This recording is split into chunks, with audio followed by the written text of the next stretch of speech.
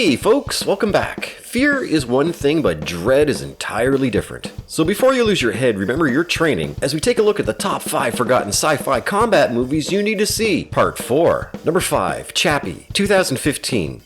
District 9, rather Chappie, kicks off with a montage of TV news segments that sets up the rampant crime wave in Joburg, and not random mayhem instigated by delicious prawns. This time around we have robotic scouts that have made a significant dent in the civil unrest, and sales are soaring for Tetravol. It's rather unfortunate for Die Antwoord that a deal gone wrong with Hippo at his weird compound goes south. And it's only the beginning of a total clampdown.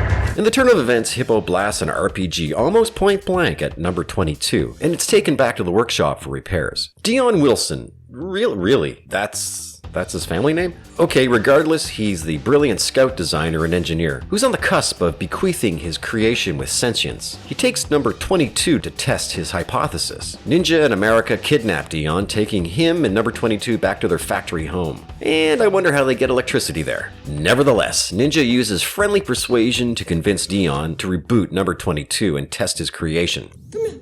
Get the fuck out!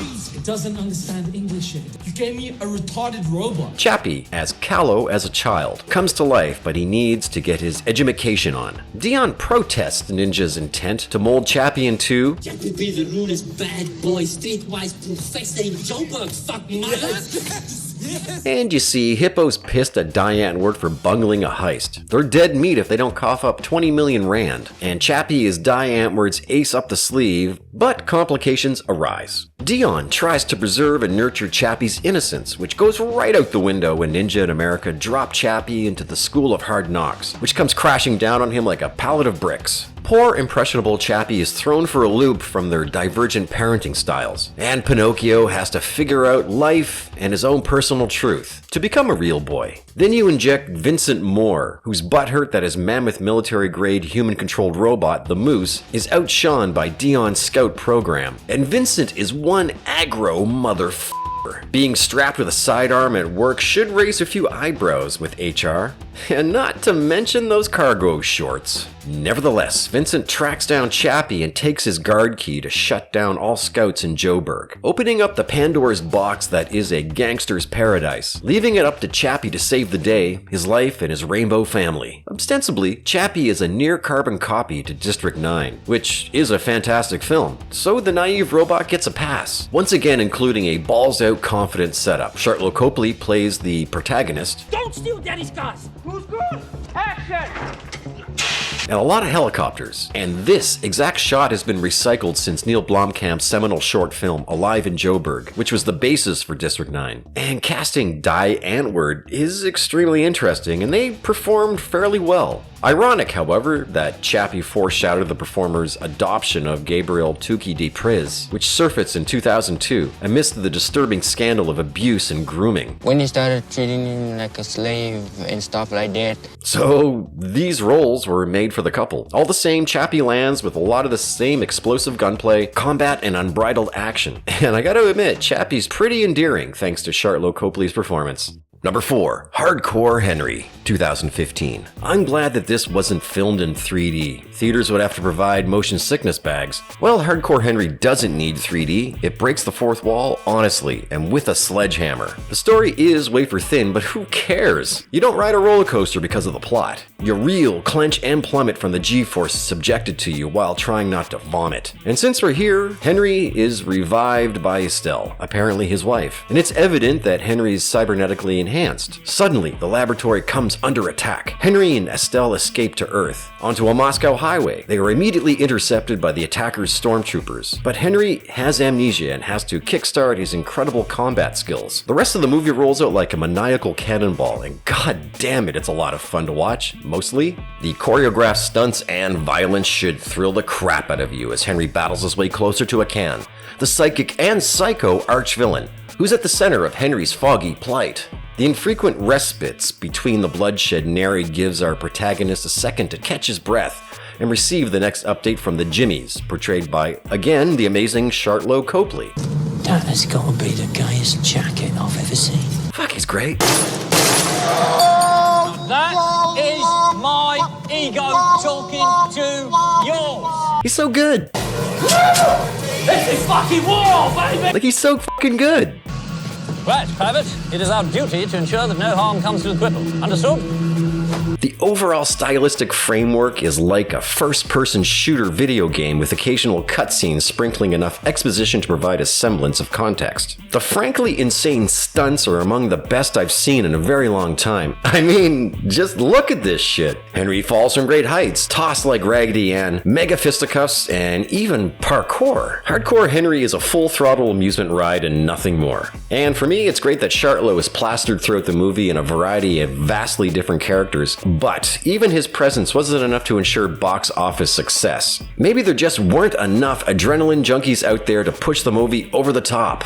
Enjoy! Number 3, Battleship, 2012. It's all fun and games until an alien invasion forces a man-child to grow up. Alex Hopper is a wayward jackass to the extreme. The only thing he takes seriously is her, Sam, and the all-important chicken burrito. Set ramming speed, destination complications. Commander Stone Hopper, Alex's brother and naval officer, forces Alex to enlist in the US Navy. A smart move since Sam's father is Liam Neeson, an admiral. Good thing Alex nearly works his shit out just before the 2012 RIMPAC naval exercises, involving many allied navies. Alex's latest altercation with Captain Yugi Nagata is forgotten when alien craft splashes down off of Hawaii, and the war games erupt into real war within a heartbeat. Commander Stone's ship, the Samson, and Nagata's destroyer are the first casualties. Alex vengefully plots the John Paul Jones on a collision course, but quickly comes to his senses. Alien beatniks activate an expansive energy shield, locking the RIMPAC fleet out and John Paul Jones in, making for a clear-cut case of what should be shooting fish in a barrel. 9! The alien invaders strive to relay a message back to Planet G and summon the main invasion force. And I'm not sure why they decided to do it this way, but at least they know that green is good and red is, well, blow it the hell up. Although the John Paul Jones is too slippery for that. The alien shield cuts radar contact, and Nagata suggests using tsunami buoys to detect the alien vessels.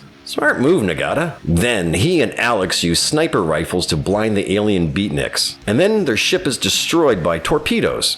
And it's kind of weird that the alien ships only have offensive and no defensive weapons, like phalanx batteries or something, and they also have a problem avoiding things like satellites. And what's extra weird is that they traveled countless light years without being catastrophically pinged by a single micrometeor. I mean, whatever. Eventually, the John Paul Jones is cut up like a tin can. All seems lost, but wait, Pearl Harbor is right around the bend. And the decommissioned battleship, the USS Missouri. The old school Missouri crew and what's left from the John Paul Jones team up and ready the Missouri, and they steam towards the last alien water strider, which ought to be a death run. But Alex uses the art of war to squeak out a decisive win.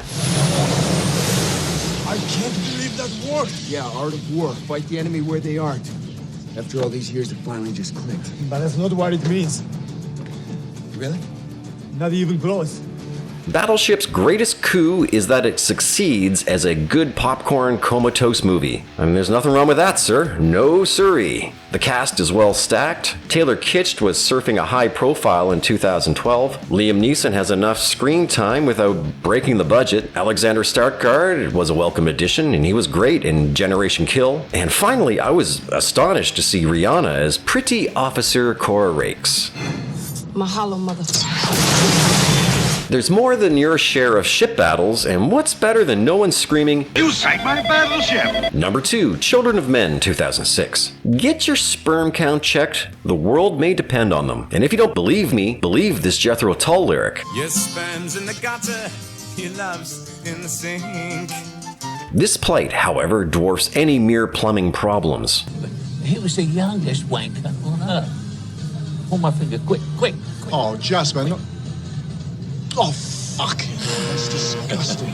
For in the near future, mankind has become infertile, and nary a child has been born in 18 years. Baby Diego's murder, because of his celebrity status, is a global day of mourning for a species whose days are finite. Theo Farron, a washed-up activist turned bureaucrat, becomes entangled in an underground resistant group who go by the moniker The Fishes via his ex-wife Julian. She needs to secure transit papers for a young woman, Key, who is the first pregnant woman in nearly 2 decades. Theo asks his cousin, a government minister so powerful that he lives inside Pink Floyd Animals, to pull some strings. Documents secured, the Fishes, Theo, and Key make their journey to rendezvous with the human project ship, the Tomorrow, to ensure Key and her unborn child's safety, and to be used as leverage against Britain's tyrannical government. Sounds kind of familiar, doesn't it? En route, they are attacked by an armed gang. Julian is fatally wounded. You didn't see that one coming, huh? The plan to safeguard Key and her baby continues to disintegrate as agents of chaos try to abduct Key for their own nefarious ends. The action and combat is intense here, most notably at the end of the film when the various factions are under siege by the British military. Expertly filmed in a devastated ghetto where migrant protests are in full swing. The plot is chilling to the bone. Humanity is well on the way out the door to certain extinction. Theo, Clive Owen, shoulders the stresses of surviving his mission because he has little choice in the matter. Julianne Moore, Michael Caine, and Chiwetel Ejiofor are also at the top of their game. Children of Men is a moody and troubling peek into the future when human fertility, in reality, is on the decline and countries buckle from the weight of migration crises. Seriously, if you haven't experienced Children of Men, take a Xanax and your strongest beverage and drink it all in. Number 1. Dredd, 2012. Dredd, come out and play! That's what Dredd feels like to me. Dredd makes Stallone's Judge feel like a rom-com in comparison. Sure, Judge Dredd is entertaining in a painted-up Hollywood way, but it's sure not Dredd. Source closer to the true material, Mega City 1 is a hellhole where fear rules supreme, and less like a Tim Burton attempt at dystopia. Dredd and his rookie partner Cassandra Anderson, a psychic, hit the mean streets. A routine triple homicide